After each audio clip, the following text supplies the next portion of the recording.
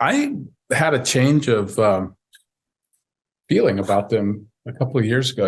I didn't like participating in much, you know, other than showing up on time at work. And but I have to say though, you make a little bit of money, and it's extraordinary. I had this thing happen where I know this is probably very typical. You probably it's happened to you a million times, but it never happened to me before, where a woman came up, and it's a very simple thing. She said that her dad was ill. He was in the hospital, and that he's been a huge fan of mine his whole life. And we were about the same age. And, and I asked her if I don't know, it just hit me heavy. And I asked her if she would, you're not supposed to hold up the line. I asked her if she wanted to FaceTime him. So she did. And I won't tell you what he said specifically, but he said some very intense stuff to me about his health and about his welfare, and a particular thing about just this little insignificant part that I played in Adventures in Babysitting. I played Thor. Wow. At the end, right?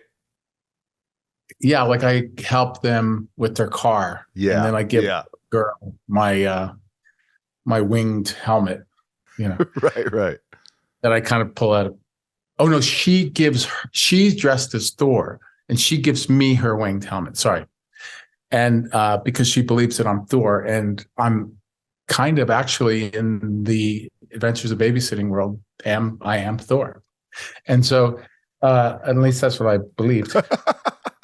Anyway, so he there was this little story that he told me about that, and about how men have trouble with their questioning their integrity all through life, and how a lot of men suffer from worthlessness, even if they never admit it. And, wow. Women do too, obviously. But this particular story was about men. And that, for some reason, that hit him, that I would come off of Full Metal Jacket and play that little part in that movie and look completely different. And he found that to be truly inspiring. How that kind of thing happens is beyond me, but I've never ever been in that position. I sign autographs all the time. I don't shy away from that. If people want pictures, I do that. I've done that my whole career. I learned from Gregory Hines, a very good lesson about that. Yeah.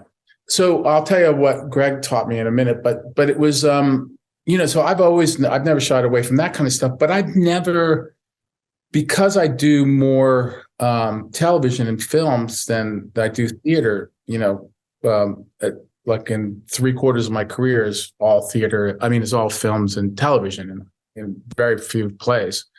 And so I don't get that kind of thing. I don't get to hear what people think of these little parts that I played.